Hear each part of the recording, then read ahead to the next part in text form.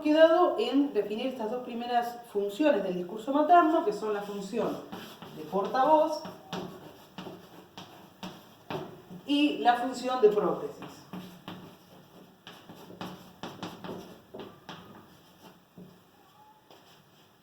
¿Qué es lo que va a llegar acá Piera también? Digamos, para que alguien alojado, ubicado en ese lugar de discurso materno, de posición materna, pueda ejercer esta función de portavoz y de prótesis de una manera saludable, ¿sí? Tiene que haber también transcurrido de una manera saludable el propio atravesamiento edípico, ¿sí? ¿Esto qué es?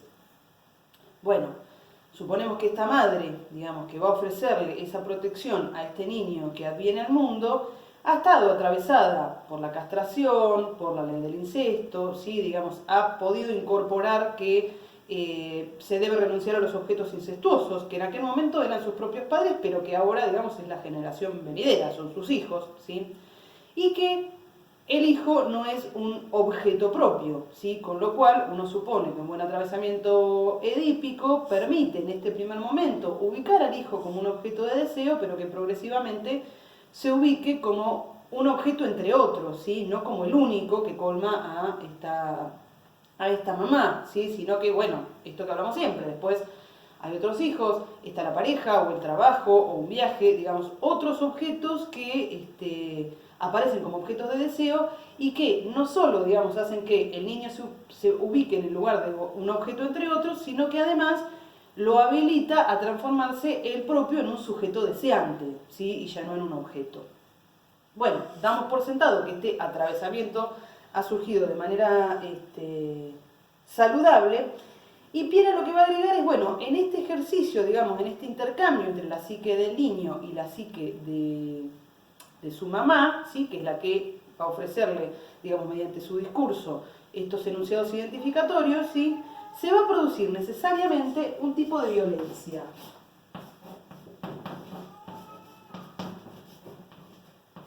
Hay una violencia, dice Piera, una violencia que tiene que ver con una imposición hacia el niño, ¿sí? Si decimos el niño no tiene herramientas todavía para metabolizar eso que se encuentra en el mundo, ¿sí? Todo lo que se impone sobre él va a ser en principio violento. Y habla de dos tipos de violencia, la violencia de la anticipación y la violencia de la interpretación.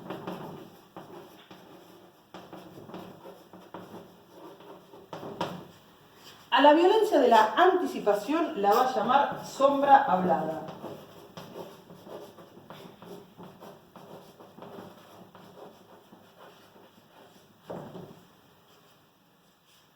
Rápidamente, la sombra hablada, ¿sí? Tiene que ver con ese discurso anticipado que cae sobre el niño, ¿sí? Nosotros sabemos que la maternidad, la paternidad, digamos, los deseos parentales, se van configurando muchísimo tiempo antes de que un niño llegue al mundo, ¿sí? Que tiene que ver con, digamos, incluso esa cuestión fantasiosa que aparece en los niños en el juego, ¿sí? De empezar a imaginar si quiero tener un hijo, 2, 3, si no quiero tener ninguno, si ojalá que el primero sea varón, que sea alto como el abuelo, pero que no saque mi nariz, ojalá que le guste el pescado, porque a mí no me gusta, pero estaría bueno que vaya a la facultad, etcétera, etcétera, etcétera. Esa anticipación, ¿sí? Inevitable, porque tiene que ver con el propio deseo, se proyecta sobre ese hijo, digamos. De alguna manera es lo que se le ofrece al hijo como una especie de lugar a ocupar, ¿sí? Bueno, vos tenés que ser así, de esta manera, que, digamos, es absolutamente inconsciente, ¿sí? Uno no lo puede regular, por más que uno diga, no, yo con que sea sanito ya me alcanza. La realidad es que, digamos, en ese deseo se vehiculizan un montón de cuestiones, incluso, digamos, del propio atravesamiento de la infancia. Bueno, lo que dice Piera es, esta sombra va a recaer sobre ese hijo, ¿sí? De alguna manera, digamos, es necesario, porque, de nuevo, el niño viene a un mundo que no tiene sentido. Bueno, ese primer sentido se lo va a dar esta sombra, ¿sí? El primer nieto, el más esperado, el que llega justo en el medio de la pandemia y estamos todos asustados, el que nace después de la pérdida de algún familiar, entonces estamos todos muy angustiados, el que ha sido esperado durante muchísimos años, el último, ¿sí? Digamos, bueno, de alguna manera le van a dar como un primer lugar a este niño en donde alojarse. Bueno, soy el que llegué primero, soy el que llegué en pandemia, ¿sí? De la misma manera, digamos, hay una violencia de la interpretación, ¿sí? Que tiene que ver con esto que hablábamos inicialmente de la necesidad de interpretar, ¿sí? Que tiene, digamos, una madre o un adulto en relación a un niño que no puede decirle lo que le pasa, ¿sí? En general, digamos, o si la cosa viene más o menos bien, hay una coincidencia, ¿sí? Cuando el nene llora, la mamá dice, sí, llora porque tiene hambre, le da la teta y sí, era eso, ¿sí? Digamos, es una violencia necesaria, de nuevo, es violento porque se le impone a alguien que no tiene con qué defenderse, ¿sí? Pero bueno, digamos, hay ciertos límites que tienen que ver con que, digamos, no siempre lo que se espera de un niño, lo que se interpreta de un niño coincide. Y acá hay una primera cuestión que es interesantísima, que tiene que ver con la única respuesta que el niño puede dar ante la no coincidencia, digamos, entre esta sombra que cae sobre él y lo que el niño trae, que es a través del cuerpo, ¿sí? Muchas veces cuando sucede esto, el médico dijo que era varón y resulta que nace y es una nena, y genera un cimbronazo, o, nació antes de tiempo y no estábamos preparados, o, bueno, muchas veces cuando aparece una discapacidad, digamos, ese niño que nace no coincide con esta sombra que se le proyecta, y como el niño todavía no nos puede decir que no, ¿sí? Muchas veces aparecen manifestaciones en el cuerpo que tienen que ver con las funciones elementales, ¿sí? El nene que no come, el que no va regularmente de cuerpo, el que tiene dificultades para dormir, que más tarde, digamos, no quiere hablar o no puede hablar, ¿sí? Digamos, aparecen algunas dificultades que parecen de orden madurativo, pero que suelen tener que ver con con este desencuentro, digamos, entre el deseo materno que recae sobre ese hijo y lo que el hijo trae, ¿sí? Ahí Piera lo que describe es lo que pasa cuando aparece el pensamiento, digamos. El pensamiento es un elemento fundamental. ¿Por qué? Si suponemos que estamos cumpliendo nuestras funciones más o menos bien y que hemos estado atravesados por la conflictiva edípica, queremos que el niño piense, ¿sí? Queremos que el niño piense porque el pensamiento es el primer indicador de autonomía, ¿sí? Es el territorio en donde los adultos no están. Un adulto no puede saber lo que el niño piensa. Pero, digamos, inevitablemente, en esta sombra hablada lo que se espera es que el pensamiento, de alguna manera, certifique todo aquello que se proyecta sobre él, ¿sí? Que quiera ir a la facultad y ser abogado y ser de Boca. Y muchas veces eso no coincide, ¿sí? Con lo cual, también es interesante, eso también dependerá de la flexibilidad con la que ha atravesado la conflictiva edípica de ese adulto para poder bancarse que el niño empieza a pensar y que piensa algo distinto de lo que se le ha ofrecido. Estos dos tipos de violencia, digamos, bueno, de nuevo, se imponen, son necesarias, ¿sí? Es lo que Piera llama violencia primaria, ¿sí?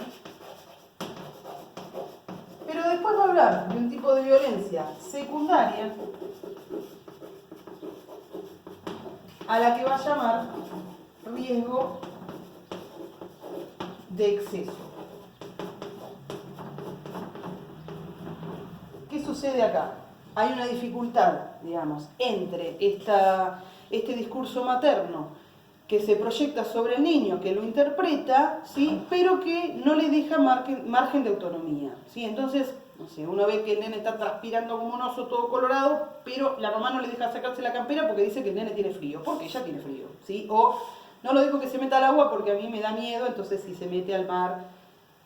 O no, duerme con nosotros porque no puede dormir solo, porque llora, porque le da miedo, ¿sí? Digamos, un exceso que va en detrimento de la autonomía, ¿sí? Y lo que hace es perdurar a ese niño en el lugar de objeto de deseo y no de sujeto deseante, ¿sí? A esto llama Piera riesgo de exceso. Cuando hay un exceso de violencia, cuando la violencia ya no es necesaria, digamos, cuando esa imposición ya no es necesaria o constructiva, sino que va en detrimento de la autonomía del niño. Bien, también Piera, digamos, habla acá de la función paterna, ¿sí? La función paterna tiene un lugar elemental en cuanto a la transmisión generacional, ¿sí? Y es interesante como lo plantea Piera porque ella lo que dice es, bueno, el padre, digamos, lo que le ofrece al niño, un poco también a la manera de sombra hablada, es la posibilidad de que él pueda ingresar en una genealogía, ¿sí? Digamos, El simple hecho de que el padre exista le demuestra al niño, ¿sí?, que su padre no ha sido castrado por su propio padre, o sea, por el abuelo, que no lo ha castigado, que no lo odia, sino que puede seguir viviendo, digamos, ¿sí?, que puede elegir una pareja exogámica, ¿sí? Es la muestra de la continuidad en la cultura. En ese mismo acto, digamos, el padre lo que le ofrece es también el reconocimiento del fin, digamos, ¿sí? Porque en la medida en que el padre se asume como sucesor de su propio padre, ve a su hijo y le otorga el lugar de ser quien lo va a suceder a él, ¿sí? Con lo cual, digamos, aparece la idea de la mortalidad, ¿sí?, digamos, que tiene que ver con esta forma de castración también, de que no solo no se puede todo, no solo no puedo tener todos los objetos del mundo, sino que además estoy atravesado por una misma ley en donde no soy inmortal, ¿sí? Y eso para un niño es un montón. Y, digamos, para terminar, el último concepto que es el que más se acerca, digamos, a esta idea que venimos trabajando de pensar en términos de familias, ¿sí?, es el contrato narcisista. Vamos a ponerlo acá.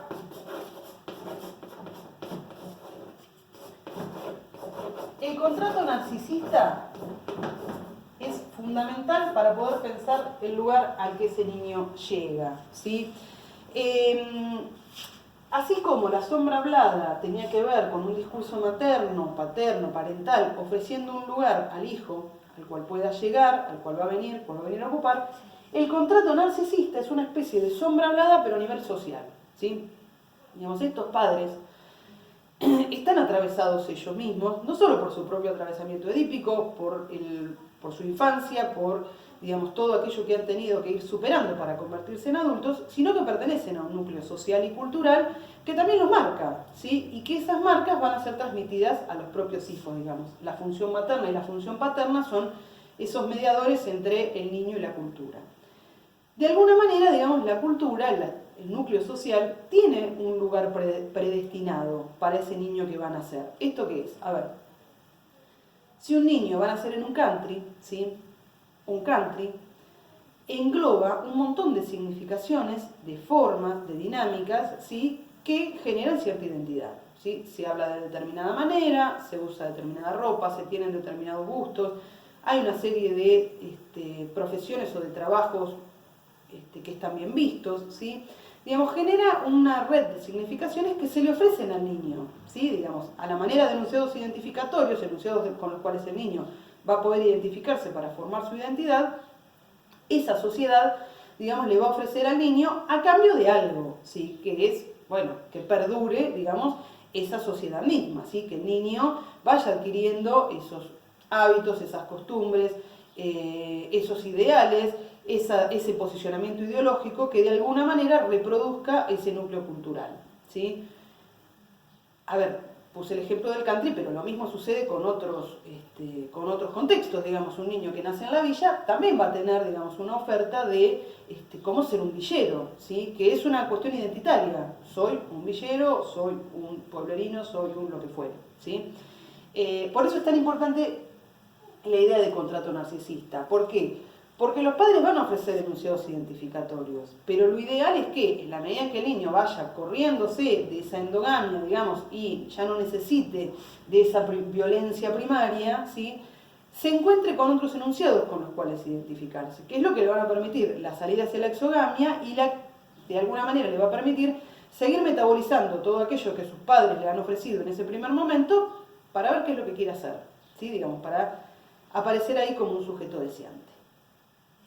Bueno, hay un montón más para trabajar.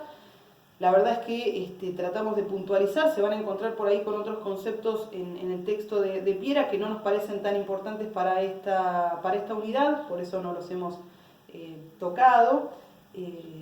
Pero bueno, la idea es que podamos como pensar en este esquema. Por ahí la sugerencia es un poco la que les hemos dado con Piaget también, que lo puedan estudiar a modo de glosario, ¿sí?, que puedan diferenciar un concepto del otro, porque obviamente que están todos vinculados, porque estamos hablando de un proceso, pero bueno, que puedan identificar, no sé, la función de prótesis de la de portavoz, la violencia primaria de la secundaria, ¿sí?, que eso, bueno, lo van a ir haciendo con el texto, lo vamos a charlar esta semana en los prácticos también.